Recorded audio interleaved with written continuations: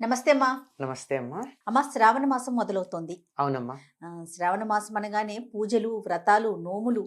మామూలా? మహిళలందరికీ కూడా ఎంత హడావుడి ఉంటుందో. అవును. ముందుగానే మనం ఇల్లు శుభ్రం చేసుకోవటం, ఉమ్, దేవుడు మందిరాన్ని శుభ్రం చేసుకోవటం, ఉమ్, పటాలు తుడుచుకోవటం, ఉమ్. హడావుడి మొదలైపోతుంది. అవునమ్మా. షాపింగ్లని, ఆ, వరలక్ష్మి వ్రతం అని. అసలు ఎప్పటి నుంచి మొదలవుతుంది, ఎప్పటి వరకు ఉందమ్మా శ్రావణ మాసం? శ్రావణ మాసం ఆగస్టు 5వ తారీఖుతో మొదలమ్మా. శ్రావణ శుద్ధ పాడ్యమి.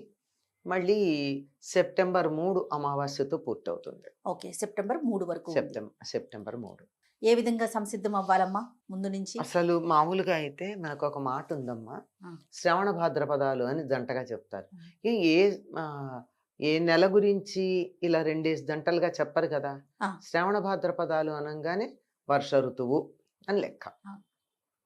అంతే కదా. జ్యేష్ఠ అవునమ్మా. ఆషాఢ మాసాలు గ్రీష్మ ఋతువు, శ్రావణ భాద్రపదాలు వర్ష వర్ష ఋతువు. ఋతువు.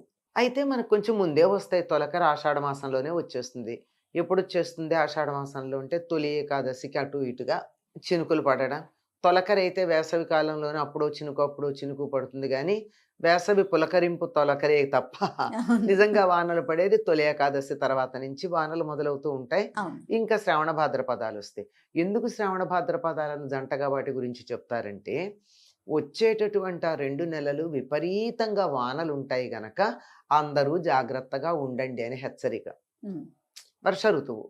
ఇప్పుడైతే మనకి ఇబ్బంది లేదు గానీ పూర్వకాలం అయితే వంట చెరకు దగ్గర నుంచి ఇబ్బంది కదమ్మా. అవునమ్మా. పొయ్యిలో కట్టెలు పెట్టి పొయ్యి వెలిగించుకోవాలి అంటే వేసవి కాలంలోనే ఈ వర్షాకాలానికి కావలసినటువంటి కట్టెలన్నింటినీ చాలా తెచ్చుకోవాలి. జాగ్రత్తగా భద్రపరుచుకునేవారు. ఉమ్. ఒక మాట ఉంది, పొయ్యి కింద పొయ్యి మీద అని. ఉమ్. పొయ్యి మీద గిన్నెలో బియ్యం ఉండాలి. పొయ్యి కింద వెలిగించటానికి కట్టెలుండొద్దు. కట్టెలు ఉండాలి కదా. ఆ, కనుక దాన్ని భద్రం పరుచుకోవడంతో పాటుగా వేసవికాలం అయిపోతూనే పూర్వం ఇప్పటి మాట కాదు. అమ్మా. ఇళ్ళు పాకలు గనుకున్నట్టయితే తాటాకులు మార్పించుకోవడం, గడ్డి పరిపించుకోవడం, పెంకులు ఎక్కడెక్కడన్నా వాన పడుతుందేమో వాటిని చూడడం, ఇలాంటివన్నీ చేసుకునేవారు.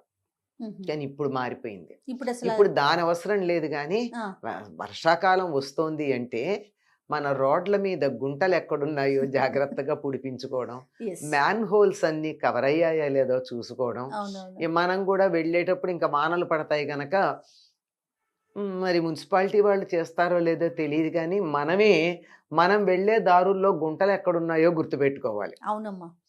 ఇంకా ఇప్పుడు మనకి విద్యుత్ తీగలు బాగా ఉంటున్నాయి గనక వాటికి అడ్డం వచ్చేటటువంటి కొమ్మలు కొట్టించుకోవడం, ఇట్లాంటి పనులన్నీ వేసవికాలం వస్తున్నాయంటే ముందు జాగ్రత్త పడాలి కదా మనం కూడా. వర్షాకాలం వస్తుందంటే పొరపాటమ్మా. ఆ. వర్షాకాలం ఆమె. వర్షాకాలం వస్తుందంటే మనం కూడా జాగ్రత్త పడవలసినటువంటి అంశాలు. అమ్మా. అయితే ఎక్కడెక్కడ చేస్తున్నారు, చెయ్యట్లేదు అనడానికి లేదు కానీ చెయ్యవలసినంతగా లేదేమో అని అనిపిస్తోంది. yes, yes. ఎక్కడో ఇవన్నీ ఒక కూడా ఉమ్, అంటే సమాజానికి సంబంధించి, సమాజానికి బయటికి సంబంధించి. సంబంధించి. అంతేకాకుండా వర్ష ఋతువు వస్తోందంటే చెరువులు పూడిక తీయించి సిద్ధంగా ఉండేవారు నీళ్లు నిలవ ఉండడానికి. ఆ, ఇప్పుడు నీళ్లు వచ్చేటప్పుడు మట్టి కొట్టుకొస్తుంది.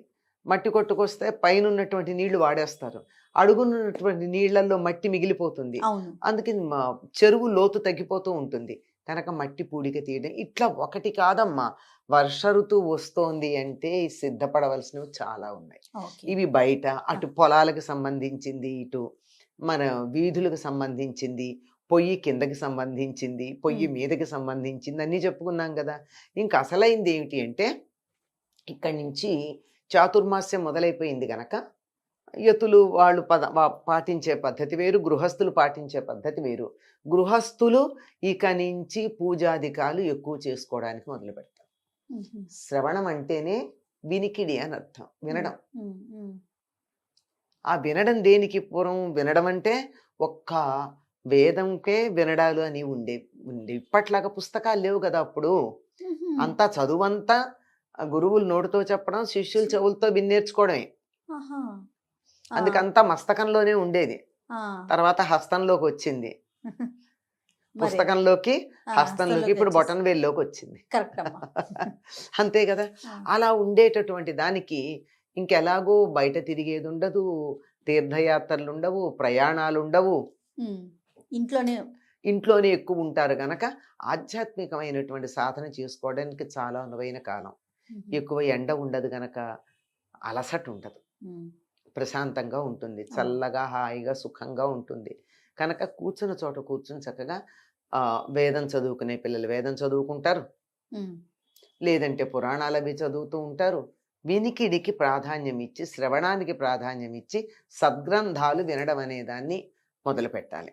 ఇది మొదలుపెట్టడంతో పాటు దానికి కావాల్సినటువంటి సంసిద్ధత ఏర్పాటు చేసుకోవడానికి నిత్యం పూజలు అవి చేయాలి. అత్యధికంగా చేయడం మొదలవుతుంది. ఉమ్, కనుక శ్రావణ మాసం వస్తోందంటే ఇంత ఆలోచించరు కానీ, ఎవ్వరైనా ఏమంటారండి, శ్రావణ మాసం వస్తోందంటే అయ్యో ఇల్లు బూజులు తీసుకోవాలండి, దేవుడిగా శుభ్రం చేసుకోవాలి, దేవుళ్ళని శుభ్రం ఆ, చేయాలి అంటే, ఈ వానల్లో బూజులు తీసి కడిగితే కూడా ఇల్లు ఆరచ్చు ఆరకపోవచ్చు. అవును. పూర్వం అయితే అలుక్కునేవారు.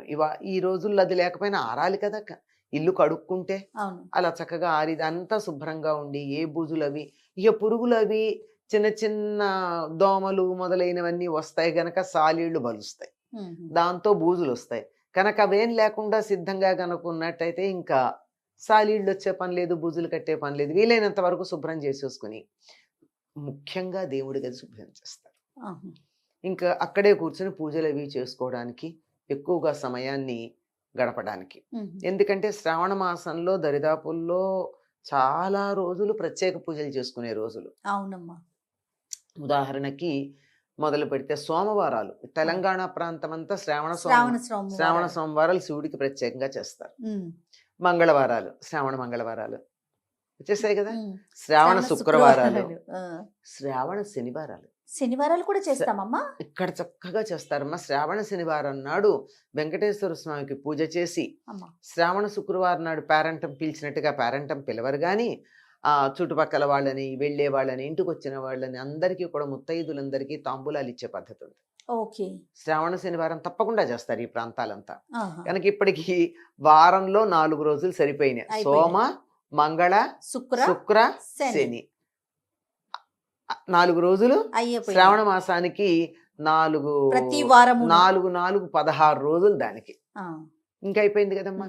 దీంట్లో పూర్ణిమకు ముందు వచ్చే శుక్రవారం చాలా ప్రశస్తమైనటువంటిది. ఉమ్, అది ప్రత్యేకంగా వరలక్ష్మి వ్రతం చేస్తారు. అమ్మా. ఇది కాక శ్రావణ పూర్ణిమ చాలా విశేషమైనది. శ్రావణ పూర్ణిమ నాడు మనం రక్షాబంధనం అంటాం, ఆ తర్వాత ఉపాకర్మ అంటారు, ఉమ్, జంజాలు మార్చుకోవటం అంటారు.